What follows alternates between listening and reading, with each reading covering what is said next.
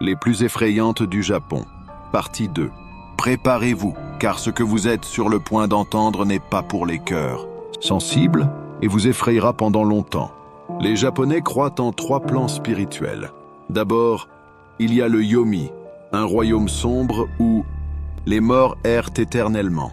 Ensuite, il y a notre monde, où les vivants tentent de vivre leur vie en paix. Mais entre ces 2 mondes, il existe un endroit encore plus terrifiant. Le purgatoire. Imaginez mourir et ne pas accepter votre mort, restant piégé dans ce sombre limbe, incapable de passer à autre chose. Certains de ces esprits, consumés par une soif insatiable de vengeance, parviennent à s'échapper du purgatoire. Ils reviennent dans notre monde comme Onryo, des entités vengeresses qui ne connaissent aucune pitié. Ces esprits sont animés par une haine profonde et ne se reposeront pas avant d'avoir trouvé ceux qu'ils croient responsables de leur souffrance. Au Japon, la peur des Onryo est palpable. On dit que si vous croisez l'un d'eux et qu'il vous fixe du regard, il peut vous confondre avec la personne qu'il recherche. Et si cela se produit, vous êtes marqué pour mourir. La vengeance de l'Onryo est implacable et il ne s'arrêtera, pas avant que son désir de justice déformé ne soit satisfait. Alors, mettez vos écouteurs, éteignez les lumières et couvrez-vous bien avec votre couverture. Commençons. Tomonari-kun. Au Japon, il existe une légende terrifiante sur un esprit nommé Tomonari-kun. On dit que c'est un esprit enfantin qui apparaît sous la forme du nombre de poupées. Il est invoqué lorsque 3 enfants se réunissent en cercle et l'appellent. Ceux qui ignorent son invitation à jouer peuvent finir par avoir un destin horrible. Voici une histoire de Tomonari-kun. C'était une nuit froide et silencieuse lorsque Sakura, une jeune travailleuse, rentrait chez elle après une longue journée de travail. Les rues étaient désertes et le seul son qu'elle entendait était l'écho de ses pas. Elle suivait toujours le même chemin, passant par un parc, vide qui, la nuit, prenait une atmosphère effrayante. En s'approchant du parc, elle aperçut 3 enfants assis en cercle au milieu du chemin. Au centre d'eux, une ombre noire qui ressemblait à la silhouette d'une poupée flottait mystérieusement. Sentant un frisson, Sakura tenta de passer rapidement, mais l'un des enfants, avec une voix douce et perturbante, l'appela. « Hé, Tomonari-kun veut jouer avec toi !» Effrayée mais essayant de rester calme, Sakura répondit « Pas aujourd'hui, les enfants. »« Peut-être demain ?» Et elle continua son chemin, essayant de chasser la sensation que quelque chose allait terriblement mal. Le lendemain, encore mal à l'aise après la nuit précédente, Sakura décida de prendre un autre chemin pour rentrer chez elle. Ses pas étaient rapides, et elle regardait constamment, par-dessus son épaule, craignant de rencontrer de nouveau les enfants. En tournant dans une rue étroite et mal éclairée, son cœur s'emballa. Là, ils étaient, les 3 enfants, maintenant avec des sourires sinistres et des yeux qui semblaient briller dans l'obscurité. Leur présence semblait plus oppressante et Sakura sentit l'air devenir plus lourd autour d'elle. Le même enfant qui avait parlé auparavant la regardait maintenant avec un sourire sinistre. « Tu as promis de jouer avec Tomonari-kun aujourd'hui. Il a dit que tu passerais par ici. » Sakura sentit un frisson parcourir sa colonne vertébrale. Comment ces enfants savaient-ils où elle serait? Terrorisée, elle inventa une excuse et s'enfuit. Plus tard, chez elle, Sakura essaya de se convaincre que tout cela n'était qu'une mauvaise blague. Mais ensuite, elle entendit des rires dehors. En s'approchant de la fenêtre, elle vit les 3 enfants lui faire signe depuis l'extérieur. Ses mains commencèrent à trembler. Comment savait-il où elle habitait? Le cœur battant à tout rompre, Sakura ouvrit la fenêtre et faillit crier « Que voulez-vous » La réponse vint rapidement et avec une froideur qui fit geler son sang. « Tomonari-kun est venu jouer avec toi puisque tu ne pouvais pas aller jusqu'à lui. Regarde derrière toi. » Lentement, Sakura se retourna, et ce qu'elle vit fit s'arrêter son cœur. L'ombre de la poupée, de Tomonari-kun était là, immobile, une présence oppressante qui semblait absorber toute la lumière autour. Ses cris résonnèrent dans la nuit silencieuse, mais personne ne vint à son secours. Personne ne sut ce qui arriva à Sakura cette nuit-là. Quelques jours plus tard, un homme se promenait dans le même parc et trouva les 3 enfant. Au centre d'eux, il y avait maintenant 2 ombres, une de poupée et une autre qui semblait être celle d'une femme. Le même enfant regarda l'homme et dit « Tomonari-kun veut jouer avec toi ». La légende dit que si un jour un enfant vous arrête dans la rue et vous demande si vous voulez jouer avec Tomonari-kun, faites très attention à votre réponse. La prochaine ombre pourrait être la vôtre. Légende 2, la tête de vache. Au Japon, il existe une légende interdite connue sous le nom de la légende de la tête de vache.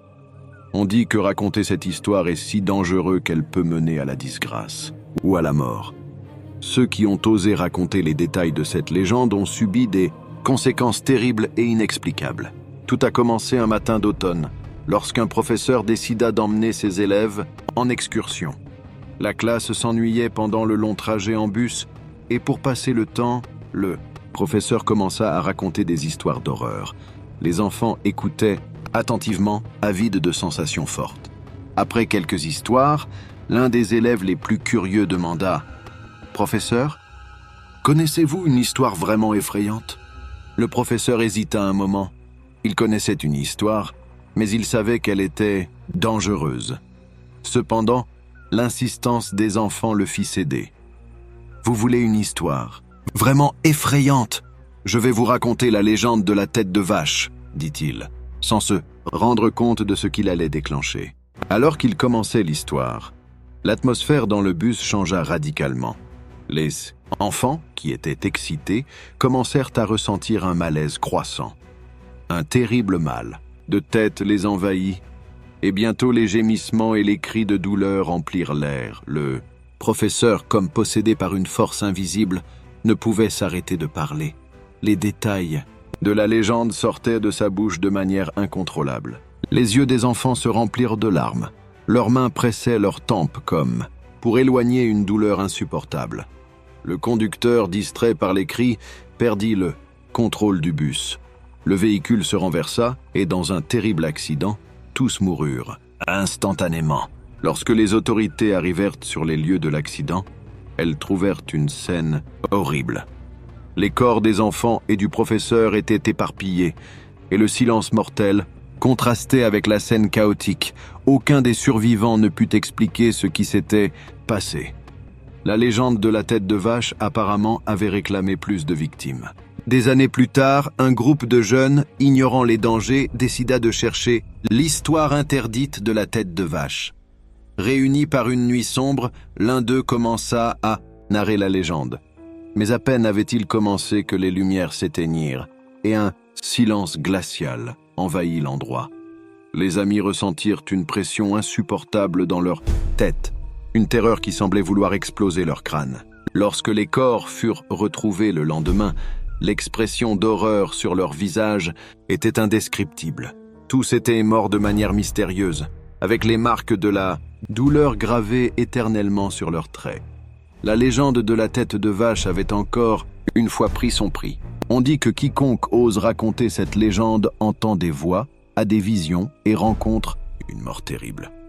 Si vous entendez quelqu'un parler de la tête de vache, éloignez-vous. Le risque ne vaut pas la curiosité. Les forces qui entourent cette légende sont sombres et implacables. Et elles ne font pas de distinction entre ceux qui racontent et ceux qui écoutent. Bar Légende 3, Satoru-kun. Au Japon, il y a une légende sur un esprit qui peut prédire l'avenir. Son nom est Satoru-kun. L'invoquer est facile, mais le risque est extrêmement élevé.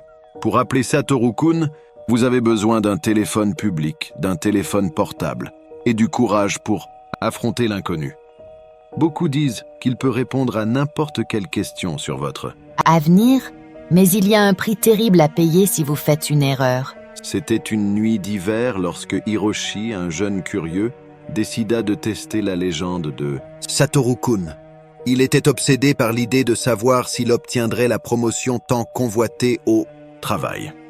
Avec son téléphone portable et quelques pièces de monnaie dans sa poche, il sortit de chez lui et marcha jusqu'à une cabine téléphonique dans une rue déserte. Le cœur battant à tout rompre, Hiroshi inséra les pièces dans la cabine téléphonique et composa son propre numéro de téléphone portable. Lorsqu'il entendit la sonnerie, il murmura 3 fois.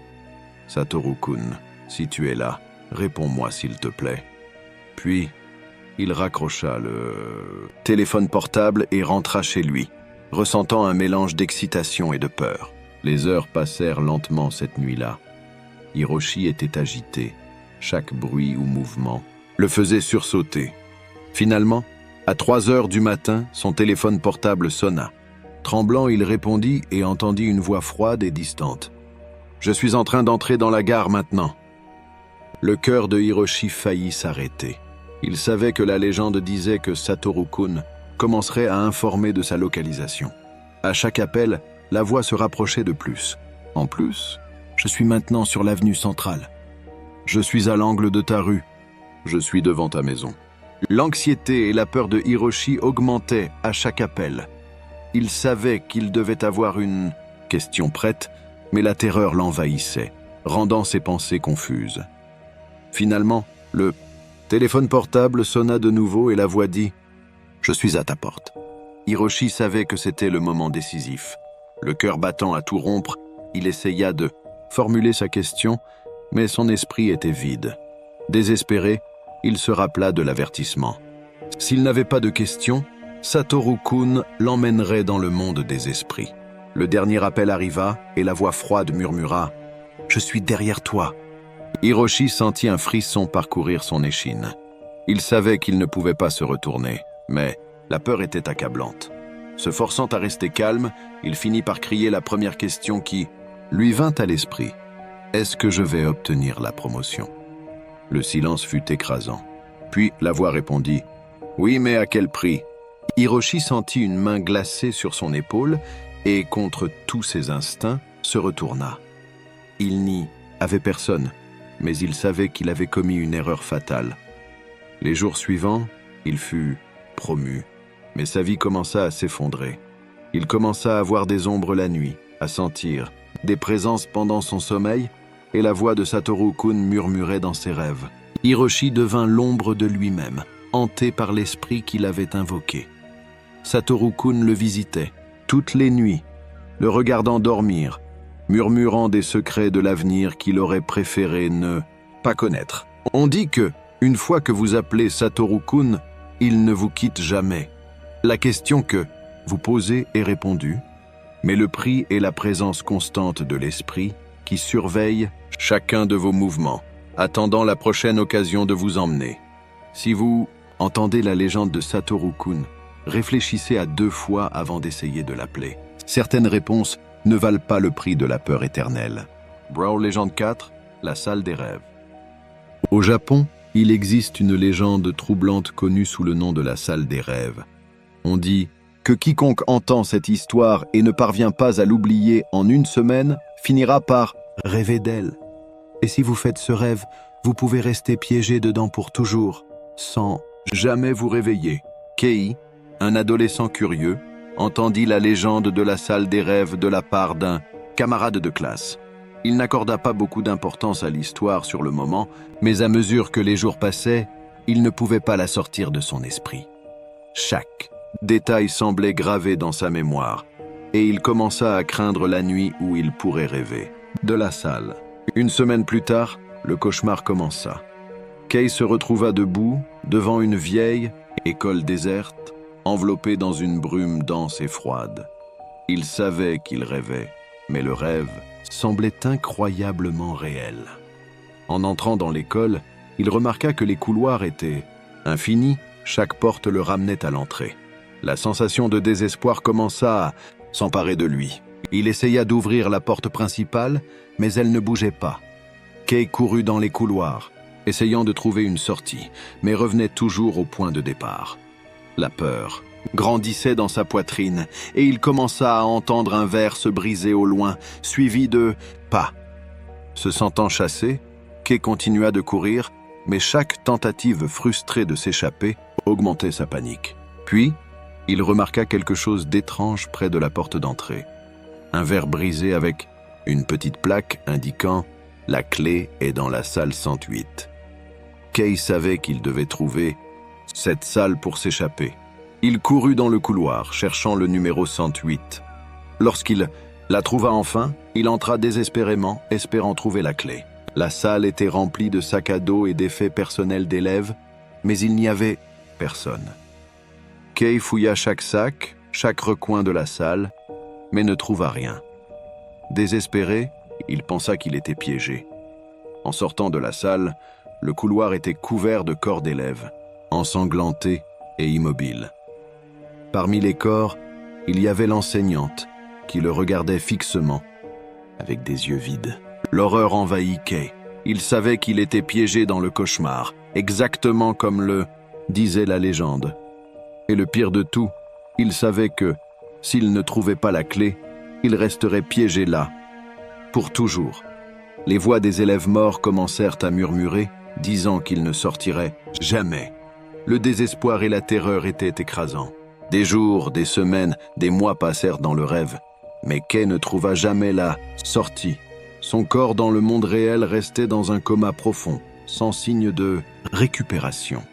Sa famille, désespérée, chercha l'aide de médecins et de spécialistes, mais personne ne pouvait expliquer pourquoi Kay ne se réveillait pas. On dit que la salle des rêves est un piège mortel pour ceux qui ne peuvent oublier l'histoire. Si vous avez entendu cette légende, faites tout ce que vous pouvez pour l'effacer de votre esprit. Car si vous rêvez de la salle, vous pourriez ne jamais vous réveiller. La prochaine victime pourrait être vous. C'était la deuxième partie des légendes urbaines japonaises pour aujourd'hui. Si vous avez aimé, laissez un j'aime et commentez de quel pays vous voulez que je vous apporte des Légendes urbaines. Merci à tous et portez-vous bien.